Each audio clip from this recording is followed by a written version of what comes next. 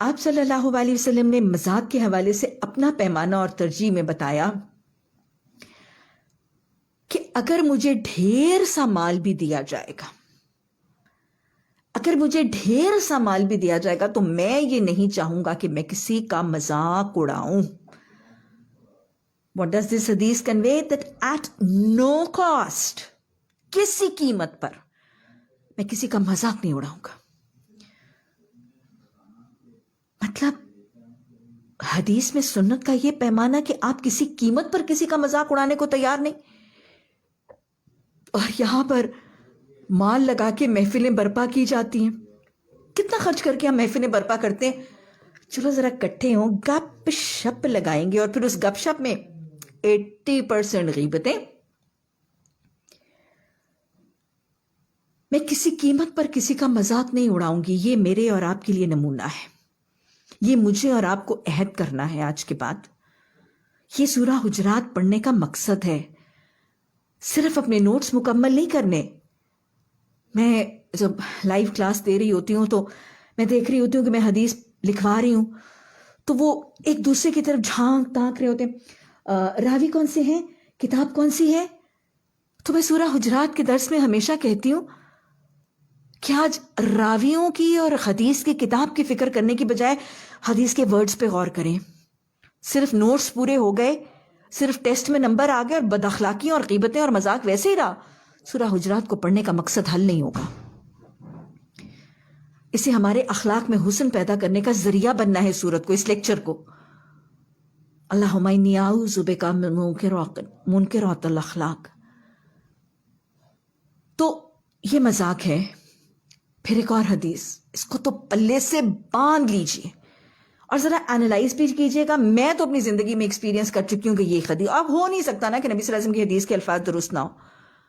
میں نے اتنی دفعہ یہ آبزرو کیا اور ایکسپیرینس کیا کہ یہ حدیث ایکچولی اس کی طرح ہو جاتی. آپ نے فرمایا کہ اللہ نے اپنے ذمے لیا ہے کہ جو شخص کسی دوسرے کا مذاق اڑائے گا اس کو موت اس وقت تک نہیں آئے گی جب تک وہ اس حالت میں خود مبتلا نہ ہو جائے اور لوگ اس پر ہنس نہ لیں. یعنی یہ اللہ نے اپنے ذمے لے لیا ہے. تم میرے بندوں پہ ہنسو گے، اس کی جس عیب پر، جس تکلیف پر، جس نقص پر تم ہنس رہے ہو، اللہ نے اپنے ذمے لیا کہ ہنسنے والے کو اسی کنڈیشن میں، اسی پرابلم میں مبتلا کرتا ہے، اور پھر لوگ اسی پر اس پہ ہنستے ہیں. اس کے مرنے سے پہلے دنیا میں اس پر لوگ اسی چیز پر ہنس لیتے ہیں. اور میں نے اتنی دفعہ یہ منوان ایسے ہوتے ہوئے دیکھ. بہت بڑی سزا ہے، بہت بڑی وارننگ ہے. اور اس سے بڑی وارننگ ایک اور حدیث میں آپ صلی اللہ علیہ وسلم نے فرمایا کہ ایک مذاق اڑانے والے کی موت کا وقت اس کی روح کے ساتھ کیا ہوتا ہے. آپ کو پتا ہے نا کہ روح کو فرشتے لپیٹ کر آسمان کی طرف لے جاتے ہیں. تو حدیث میں آتا ہے کہ جب مذاق اڑانے والے کو، بہت طویل حدیث ہے اس لیے میں آپ اس کا مفہوم بتا رہی ہوں، کہ ایک شخص جو دنیا میں لوگوں کا مذاق اڑاتا تھا، اس کی روح کو جب لپیٹ کر فرشتے آسمان کے دروازوں تک پہنچیں گے، دروازے پر دستک دی جائے گی، فرشتے دروازہ کھولیں گے، وہ اس کو لے کر، روح کو لے کر اندر داخل ہی ہونے والے ہوں گے کہ دروازہ پٹک کر بند کر دیا جائے گا اور روح کو پٹک کے زمین پہ پھینک دیا جائے گا. بالکل ایسے نا کہ جیسے کوئی کرسی مانگتے اور وہ اس پہ بیٹھنے لگے تو کوئی پیچھے سے کرسی کھینچ دے. مذاق کے طور پر وہ پریکٹیکل جوکس کئی دفعہ کرتے ہیں، تو اس کی روح کے ساتھ یہ پریکٹیکل جوک ایک دروازے پر نہیں. حدیث میں آتا ہے جنت کے 8 دروازوں پر اس سے یہ مذاق کیا جائے گا، اور پھر اسے کہا جائے گا جیسے تم دنیا میں لوگوں سے مذاق کرتے تھے، آج تمہارے ساتھ ویسے مذاق کیا جائے گا. تو مذاق کرنے والے کو تو زندگی میں اس مذاق کو خود ایکسپیرینس کرنا پڑتا ہے، اور پھر موت کے بعد بھی اس کی روح کے ساتھ مذاق کیا جاتا ہے. مذاق نہیں کرنا کسی کا مذاق نہیں اڑانا. We have to learn and to stop making fun of people. آپ دیکھیں کہ آج ہمارے معاشرے میں کتنا مذاق اڑایا جاتا ہے. کسی کی چال ڈھال چلنے کا طریقہ ایسے چلتی ہے. مذاق بھی ہوتا ہے اور نقلیں بھی اڑائی جاتی ہیں.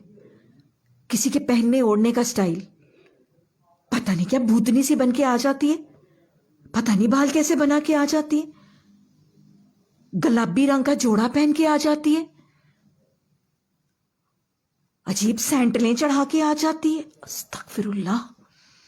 کسی کے لباس کا, کسی کی چال ڈھال کا, کسی کی بول چال کا طریقہ, اس کے لہجے, اس کے ایکسنٹ, اس کی پروننسیشن, اس کے تلفظ, کسی کی بول چال ڈھال, کھانا پینا, پہننا اوڑھنا, اور یہاں تک کہ لوگوں کی مہمان نوازی کا مذاق اڑایا جاتا ہے.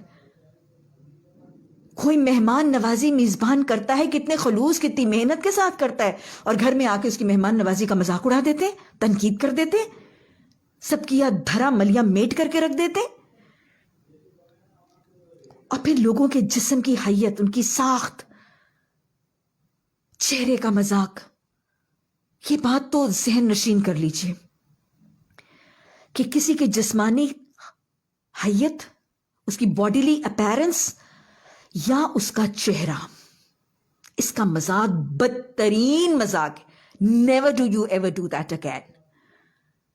کسی کے چہرے کا مذاق میں آپ کو بتاؤں کہ یہ اس شخص کا مذاق تو ہے ہی نہیں. یہ تو احسن الخالقین کا مذاق ہے, جس نے وہ نعوذ باللہ اس احسن الخالقین, اس خالق, اس خلاق کا مذاق ہے, اس المصور کا مذاق ہے, جس نے وہ چہرہ بنایا تھا, جس نے وہ جسم کی حیت اور ساخت بنائی.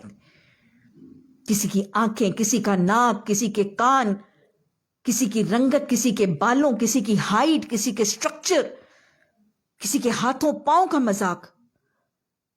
یہ بدترین مذاق ہے. میں پھر دہرا رہی ہوں, یہ اس شخص کا مذاق تو نعوذ باللہ ہوتا ہی نہیں. وہ تو نعوذ باللہ ثم نعوذ باللہ من ذالک, وہ تو بنانے والے کا مذاق ہے. اور بڑے آرام سے لوگ اڑا رہے ہوتے. چنی چنی آنکھیں دیکھی ہیں؟ نہیں. یہ بدترین اور بھونڈا ترین اور the worst form of مذاق ہے جو اڑایا جا سکتے ہیں. اور بڑے آرام سے مذاق اڑاتے ہیں. نارملی مذاق کون سی قسم کے لوگ اڑاتے ہیں؟ خالی دماغ, فارغ ذہن, all the time in the world and they don't have anything better to do. چلو کسی کا مذاق اڑا لیں, کسی کا طبعی لگا لیں. خالی دماغ, فرصت والے اوقات کے چھوٹے دماغ, چھوٹے ذہن. وہ کہتے ہیں نا, smallest minds discuss people. سب سے چھوٹے دماغ جو ہیں وہ لوگوں کو ڈسکس کرتے ہیں. bigger minds discuss ideas, concepts, and greatest minds act in silence. تو چھوٹے دماغ ہیں, چھوٹے ذہن ہیں, چھوٹی سوچ ہے, فرصت کے اوقات ہیں, کوئی اس سے بہتر کرنے کا وقت اور کام ہی نہیں ہے, تو چلو لوگوں کا مذاق اڑائیے. اور پھر مذاق اڑاتے ہیں دو قسم کے لوگ, احساس برتری والے لوگ, سپیریورٹی کمپلیکس. وہ جن کو اکڑ ہے, تکبر ہے, غرور ہے, اور گھمنڈ میں آ کے لوگوں کو ایسے کیڑے سمجھتے ہیں, حقیر. ان کا مذاق اڑا کے ہم ذرا تھوڑی سی انٹرٹینمنٹ کر لیں, دل بہلا لیں, ہنس کھیل لیں لوگوں کا مذاق اڑا کے. لوگ روتے ہیں تو روتے رہے, ہمیں کیا پرواہ ہے. جن کو سپیریورٹی کمپلیکس اور اکڑ اور گھمنڈ ہے وہ مذاق اڑاتے ہیں, اپنے اس احساس سے تفاخر میں آ کے مذاق اڑاتے ہیں, کسی کو حقیر اور کمتر سمجھ کے مذاق اڑاتے ہیں, لک ڈاؤن کر کے مذاق اڑاتے ہیں. اور دوسرا احساس کمتری کا شکار, وہ لوگ جو انفیریورٹی کمپلیکس کا شکار ہیں. وہ کہتے ہیں نا لیگ پولنگ. ایک شخص ترقی کے زینے طے کر کے اوپر جا رہے اور نیچے حاسد اس کو دیکھ کے برداشت نہیں کر سک رہا, خود اوپر چڑھ نہیں سکتے, اس کی لیگ پولنگ کر کے اس کا مذاق اڑا کے اس کو نیچے گرا دیتے ہیں. زندگی کی دوڑ میں, زندگی کی ریس میں کوئی آگے نکل رہا ہے, اس کی ٹانگ کھینچتے ہیں, اس کا مذاق اڑاتے ہیں, اس کو نیچے گراتے ہیں.